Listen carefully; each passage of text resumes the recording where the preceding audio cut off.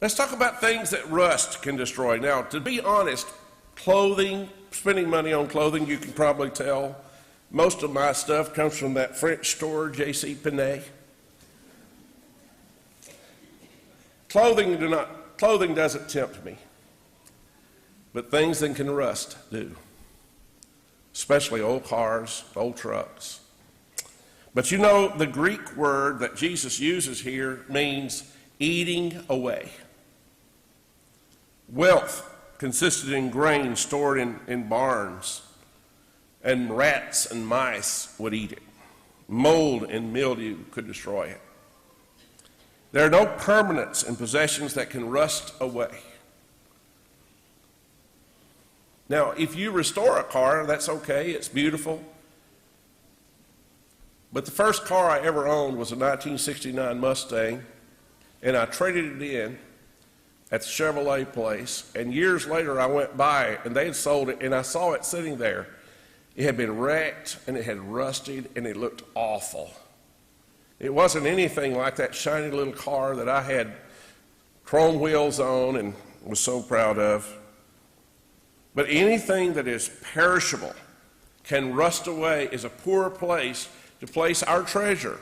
It's okay to have hobbies, restore things, that's wonderful. I like that. But let's not put our treasure on things that rust can destroy. I ran across a poem, a quotation from Robert Burns, and here it is. Pleasures are like poppies spread. You seize the flower, the bloom is shed, or like the snowfall in the river, a moment white, then melts forever. Think about that.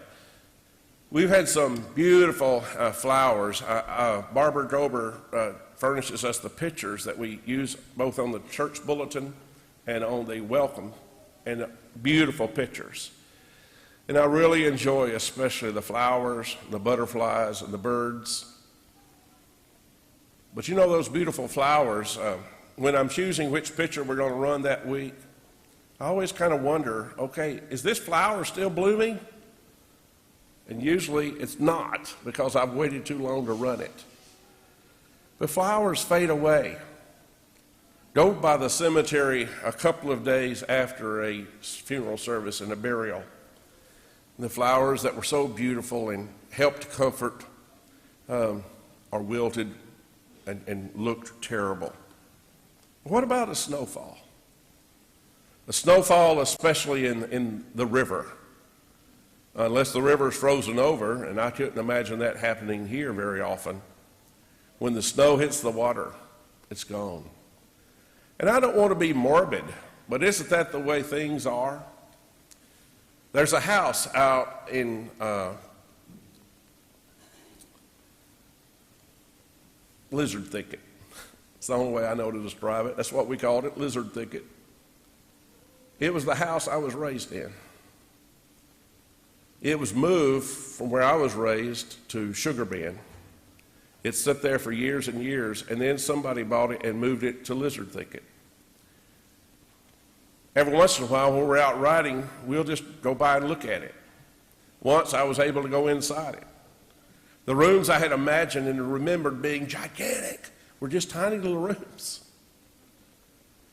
But the last time I was over there at Lizard Thicket, the only thing that was left were the shingles of the roof. It had collapsed, and all was there were just those shingles. Now, if it had been cared for and restored and taken care of, I mean, there are houses that are really, really old, and they're beautiful.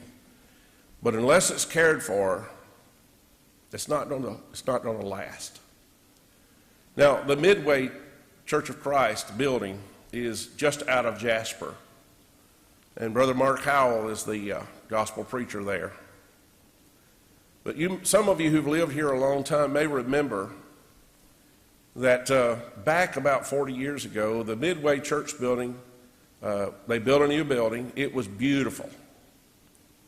And it had to be longer than 40 years ago because Marshall Keeble was there, maybe about 50 years ago. It was beautiful. It had red carpet. It was a beautiful building. And the local preacher there at that time was Richard Rogers. And Richard told me at a preacher's luncheon years later, he said, I was so proud of that church building. Brother Keeble was in the community conducting a revival. Said, I just asked Brother Keeble if he'd just come by and see the building. I just thought he'd just enjoy it so much. Thought he might compliment it.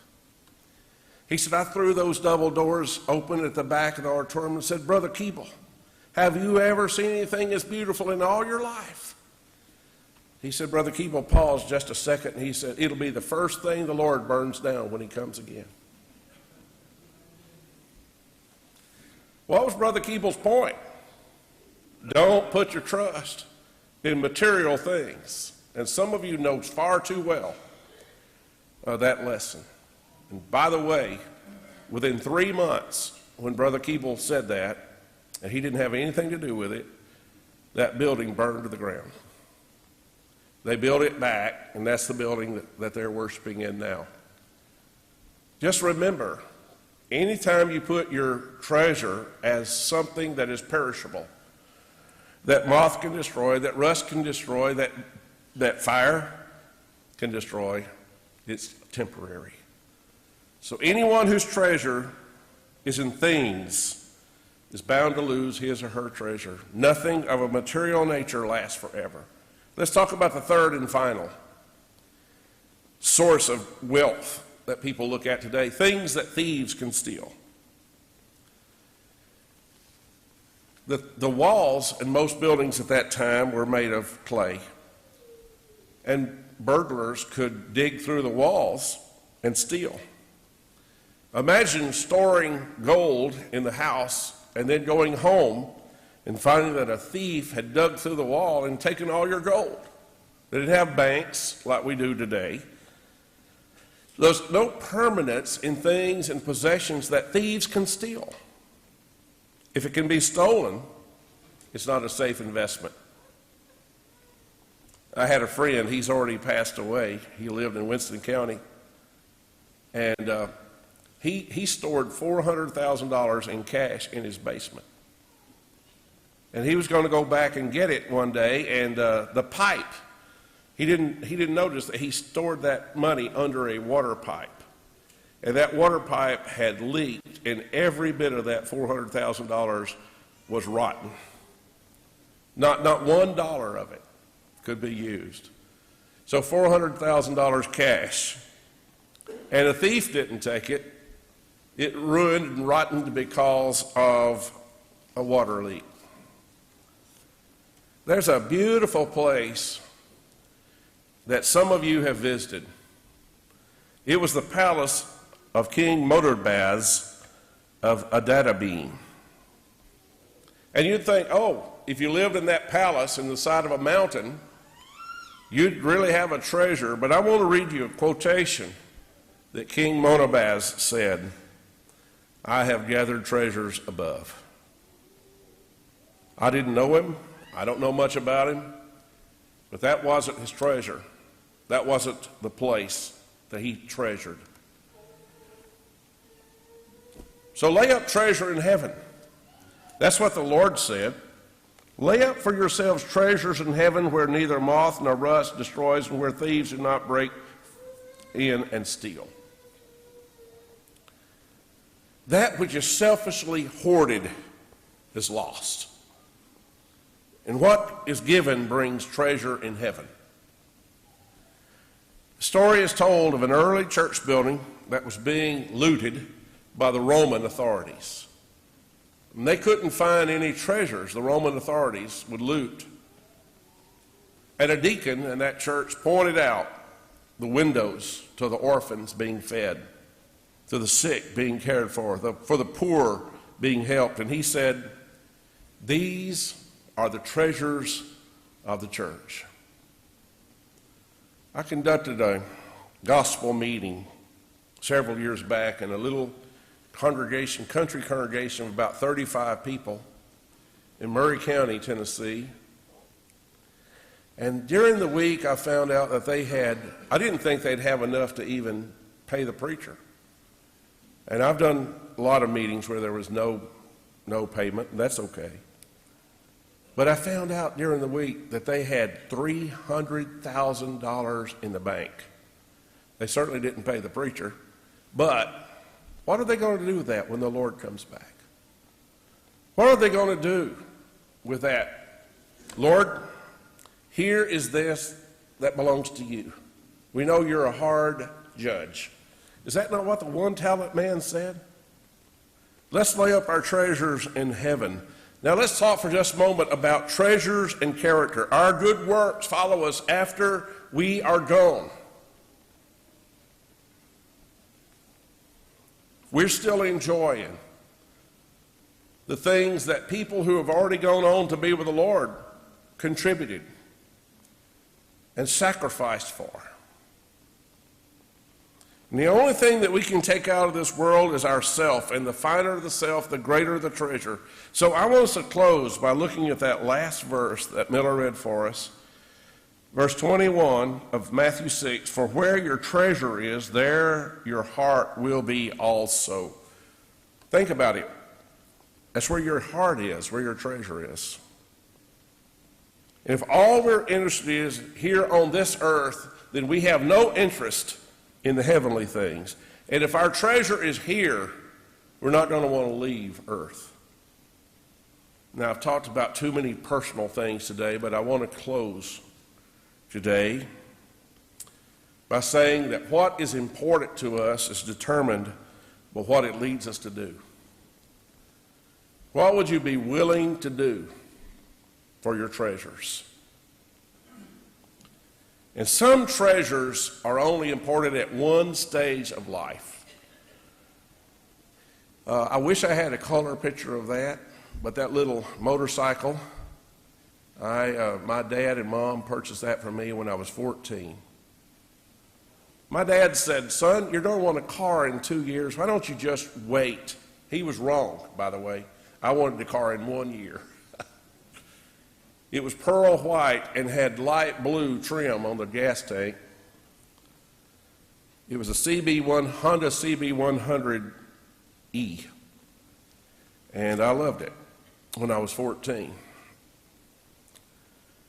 But when I was 15 and a half, I wanted a car.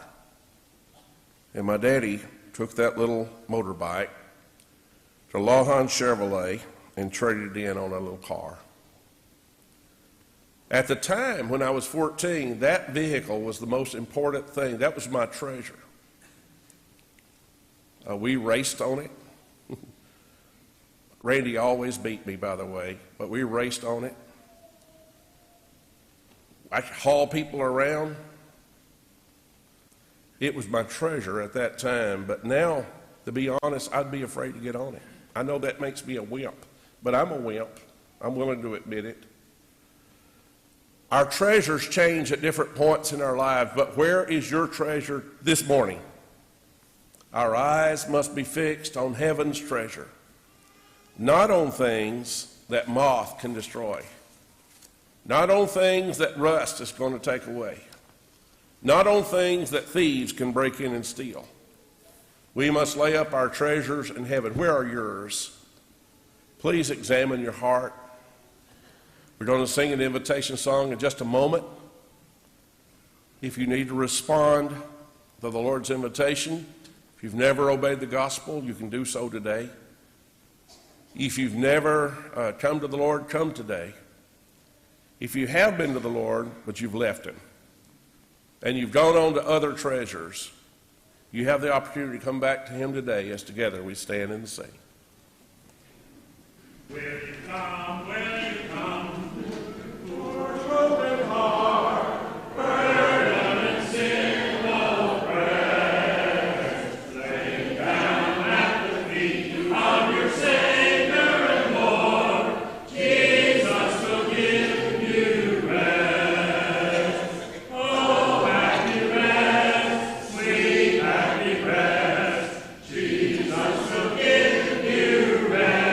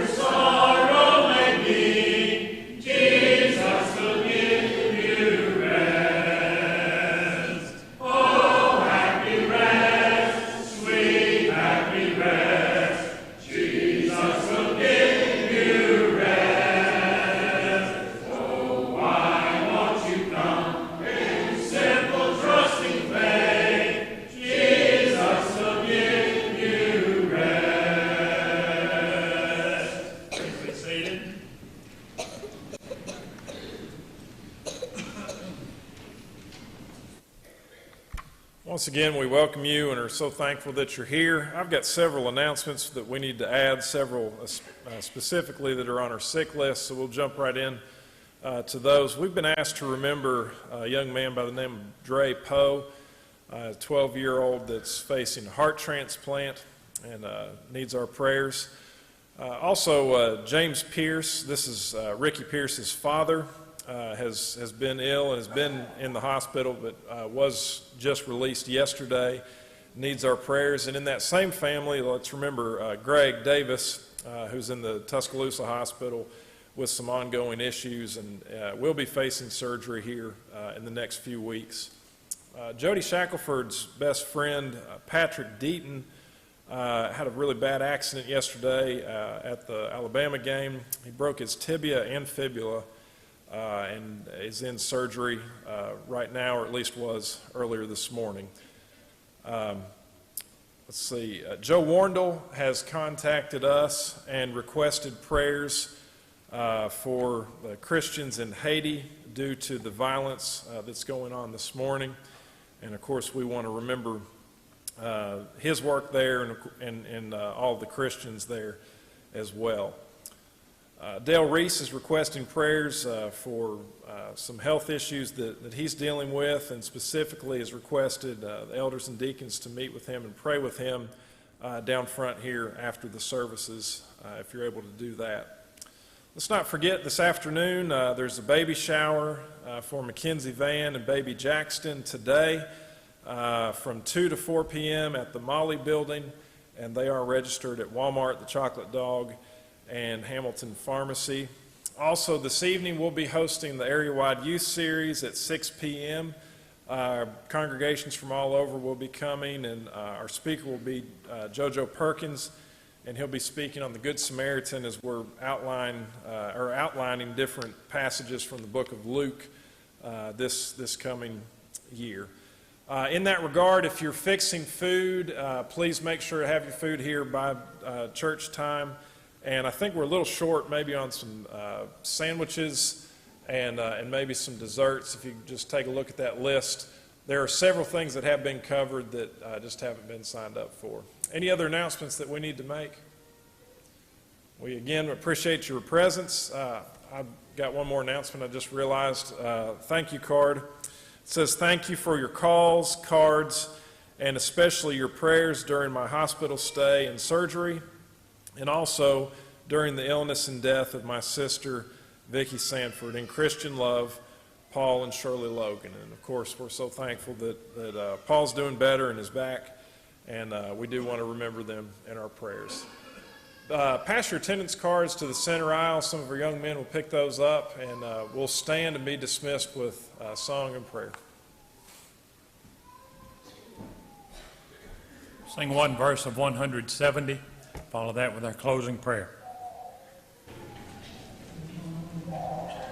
God be with you till we meet again. By his counsel guide uphold you. With his sheep secure hold you. God be with you till we meet again.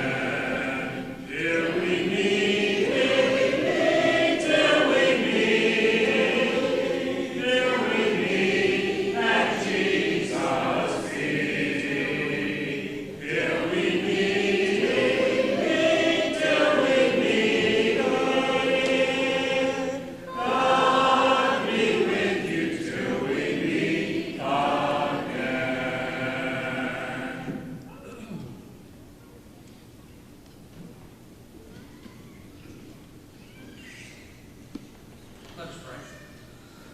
Dear Lord, thank you for this beautiful day you've blessed us with. Thank you for this time of fellowship that you've blessed us with. Dear Lord, thank you for Brother Ted and the sermon that he had today. Help us all seek the true treasure of you. Dear Lord, thank you for Brother Greg and the song service that he led. Continue to be with those that are sick and not able to be here today. Go with us be with us as we go our separate ways. In Jesus' name, amen.